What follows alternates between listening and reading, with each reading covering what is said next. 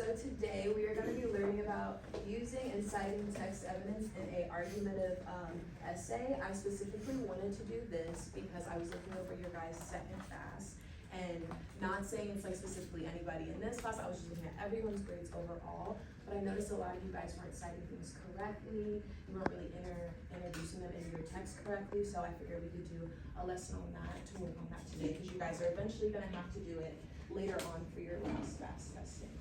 So first I want to say why using text evidence is important. So first is that it supports your argument with credibility. Being credible is very, very important when you're writing, because if you're not credible, no one's going to believe what you're writing, and it's going to make your paper very weak. And your second point is it shows understanding of the topic you're writing about. Again, if you don't understand what you're writing about, no one's going to believe you, and you're probably not going to score too good. And then the last point is it strengthens your claims with authoritative sources. So you guys know about scholarly sources, making sure you guys are getting your sources from where you're supposed to, and putting out the information that you need. So first we're going to talk about how to introduce your text evidence. So the first thing you want to do whenever you introduce is you want to use a signal phrase. So your signal phrase is basically, what is a signal used for? Can anybody raise their hand and tell me what we use signals for? What are they used to do? Yes. To transition, but think about whenever you see a traffic light signal and it's red, what is it telling you to do? Yes. Oh, like to stop. Exactly, it's telling you to stop. So your signal phrase is going to tell the reader what you're going to introduce. So you see I have examples here. You use according to, the author states, those are just a couple. And on the student handout that I'm going to give you, there's a lot more for you guys to choose from. And then the second thing you need to do is you need to provide context before presenting the quote or paraphrasing from the text. And it's important to provide the context, because if you don't, your reader's not going to know what you're even writing about. Just like, for instance, if one of your friends walks up to you and they're like, oh, I don't like so-and-so, what are you probably going to ask after they say that? Exactly, why? You want to know the context, you want to know what happened. So you can see that even in everyday context is important, and especially in writing. And I have an example down here, and you guys are also going to get a printout of all these slides too, to use whenever you do your work later with a partner. So don't be nervous if you aren't writing down anything. So now, how to create a signal phrase. So the best signal phrase to use is the author's first and last name plus a verb. And I have 3 different ones here that you could see. First one says, in the article, John Smith claims. John Smith's author's name, claims is the verb. Second one, John Smith, first and last name, argues is the verb. And the third one, John Smith, author first and last name, and then supports for the verb. And I hope you guys notice that in each 3 of these, the verb kind of changes, and your verb is going to change depending on what you're writing about. So that's what this big chart here is for. So we have some that says introduce a fact or statement, introduce a claim, the author focuses on or excludes, introduce the views that the author agrees with, what they don't agree with. So this is a really good chart that you guys could put in your binder, and then you keep a lot of papers in there, and you guys can use it later on when you're writing. And now we're going to look at how to cite text evidence in MLA format. I'm pretty sure that's the format you guys were doing on your essays, but I noticed some people weren't putting page numbers, some people weren't putting the title of the source, some people weren't putting the author's name or anything. It was just kind of a little bit wonky. So how you do it is you're going to use the author's last name and the page number. So I have it here and I color coded it. The author's last name, Smith, is in blue, and the page number here is in green. And notice how it comes after the quotes, per parenthesis, last name, number, and parenthesis, and you put your period after. I saw some people were putting their period before. I even saw one person, which was probably typo, didn't mean to do it, but the period was in the middle. So you gotta make sure you're putting it in the right format, or else it's not gonna be correct. It's not gonna be cited correctly. And then if there is no author, you use the title of whatever source you're reading, whether it's a book, or article, web page, video, and then the page number. So here, I just gave it kind of like a title, shocking climate report, and you always put your title in quotes, whether that be the book, or article, video, PowerPoint, whatever it is. And then your page. And then this here, I put in here for you guys, it's a evidence a checklist, where basically if you go through this, you're definitely going to cite anything that you're putting in your essay correctly. So first we have signal phrase, context, signal phrase is in orange, the context is in purple. Then we have ensure to place your quotation marks around cited evidence. Here's our cited evidence here. We have our beginning quotes and our end quotes. And then include in text citations after evidence. And then we have those properly done here. And then we have our period at the end. So you guys see, not too hard, but you see how you can kind of mess it up if you don't have it step by step and know exactly what you're doing. And oh yeah, and then I have some tips for choosing the best text evidence, because you guys are gonna have to do that in the next like 2 minutes. So you wanna choose relevant and strong evidence. That's gonna make your writing really make your reader believe what you're saying, because at the end of the day, that's the whole point of an argumentative essay, to convince your reader of your claim.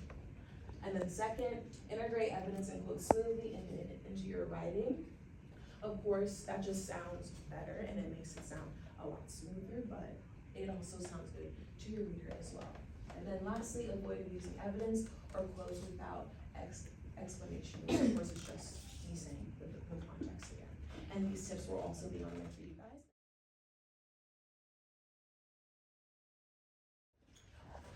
So now I gave you guys the article. You're going to read about why cell phones should be allowed in schools just like yours. So I'm gonna give you guys 8 to 10 minutes to read on your own. And I want you to highlight any important facts or evidence that you think supports the claim that phones should be allowed in schools.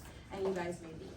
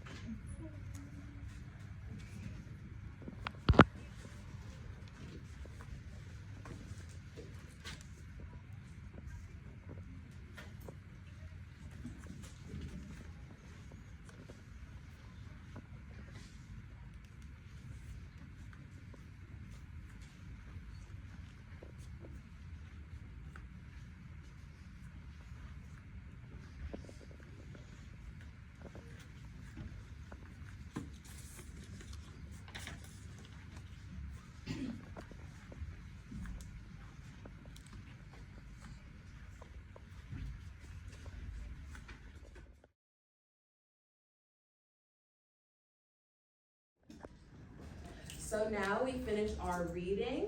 Now we're going to get into partners. There's 17 of you guys. So there's going to be one group of 3, but all the rest of you should be able to partner up fine.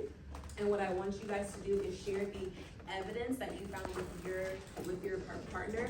Then I want you to create 3 sentences that support the author's claim that phones should be allowed in schools. And while you guys are doing this work with your partner, I want you to use the evidence checklist that's up here. It's color coded for you guys so you can make sure that you don't forget any part of it, because each part is very, very important.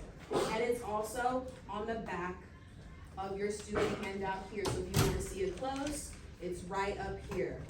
You guys got it? Yeah. Awesome, awesome. You guys can go ahead and get into partners quietly.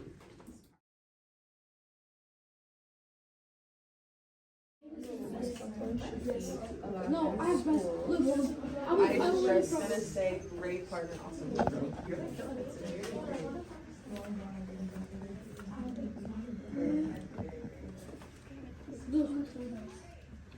Okay, school.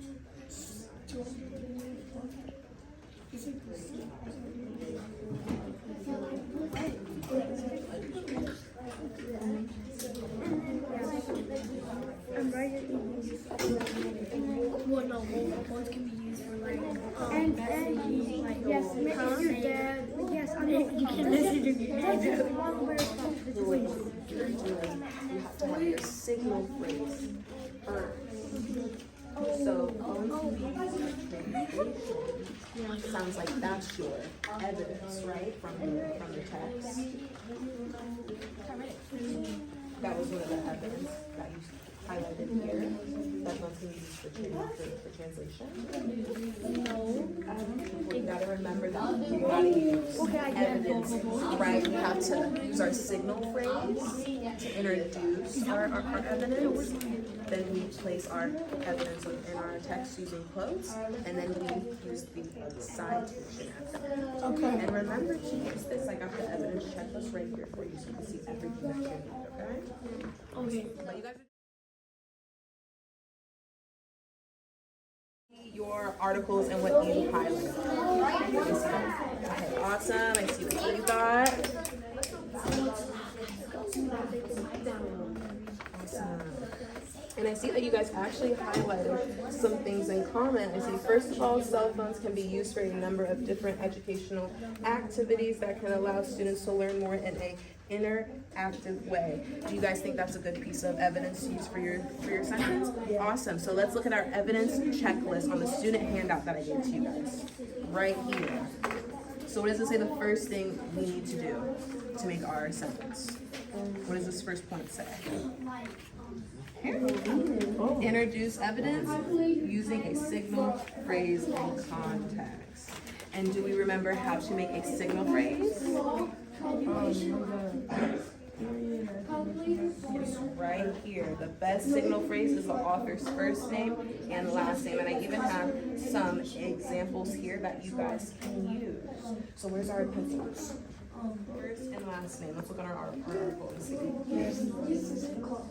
Gabby Millis, yes. So we can say in the article, Gabby Millis claims, say Gabby Millis argues that according to Gabby's, or we would say Millis article. Right, so let's go ahead and come up with the first part, signal phrase. Yeah, I put these here for you guys to use, absolutely. So do you like the way this first one sounds?